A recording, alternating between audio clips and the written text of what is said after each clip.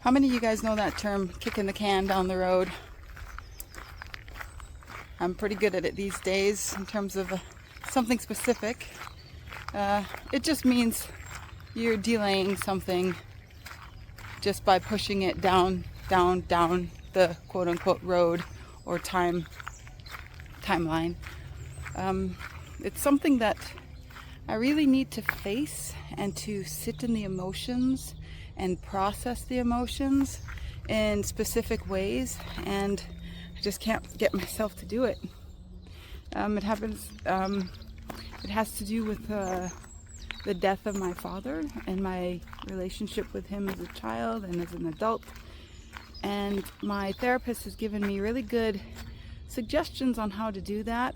Some exercises to do to at least process emotions. It's a lot of unresolved. How do you resolve something with somebody that's dead? Anyway, you don't. You have to resolve it within yourself, and that's something that I've just been putting off. And there's so many other things that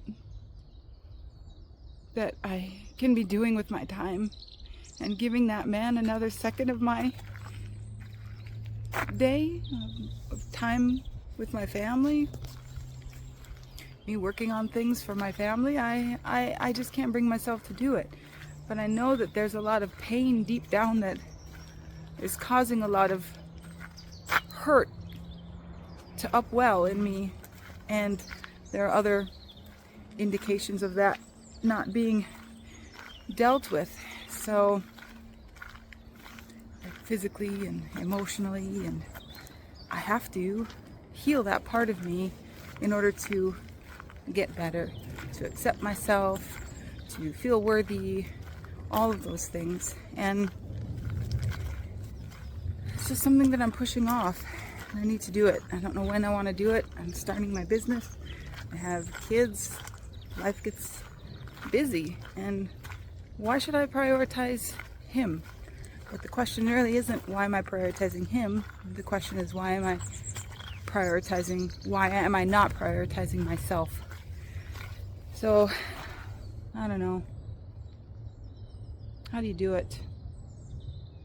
One of the exercises that my psychologist had suggested is to write some letters from myself to my dad. Say all the things that I want to say all the things that I didn't say all the things that I didn't know I wanted to say until he died. And that I'm angry, and I'm frustrated, that I'm confused. How could somebody be so cruel? How could somebody be so empty? How could somebody be so heartless? I know that's not fair, probably. You guys don't know him. A lot of you know him in a sense that we never knew him. Outwardly, he was a great guy. Outwardly, he was helpful. Outwardly, to neighbors, he's a great neighbor.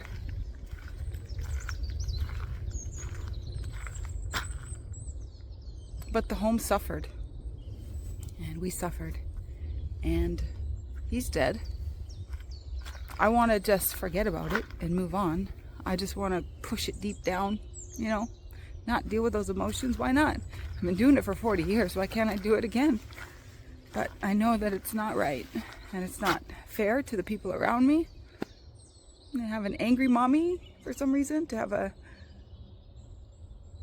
upset wife for no apparent reason sometimes, and it's not fair. So I don't know. I guess this is my accountability video to say that I'm gonna do it, and maybe get some advice on how, if any of you have dealt with something similar, how you guys do it. So I'll write some letters. I'll say the things. I'll do the work. It better work. Because otherwise I'm gonna be pissed. No. I'll do the work. I just keep putting it off. I can't put it off anymore. It's spring. It's March. He died in January. I'll work on it. So I thought about it a bit more, and I think that some of the exercises that my psychologist has suggested to do is going to be helpful. Writing letters, writing notes, saying out loud, sitting in the feelings, naming the feelings, hurt, anger, frustration.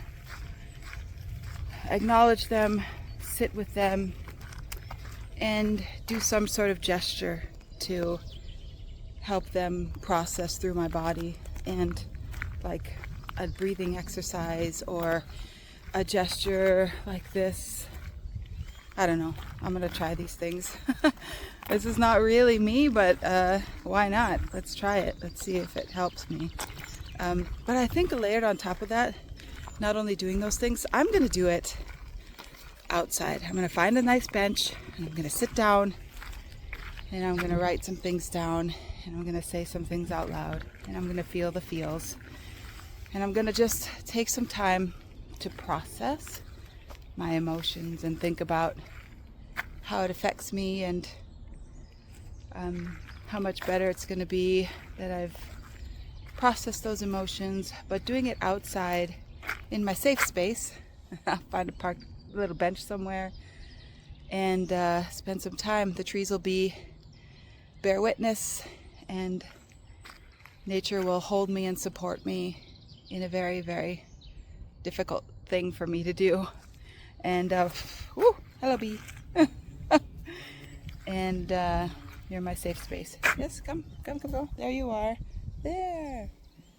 See ya. Sorry. Yeah. So I'll give it a go. I'll keep you updated. Thanks.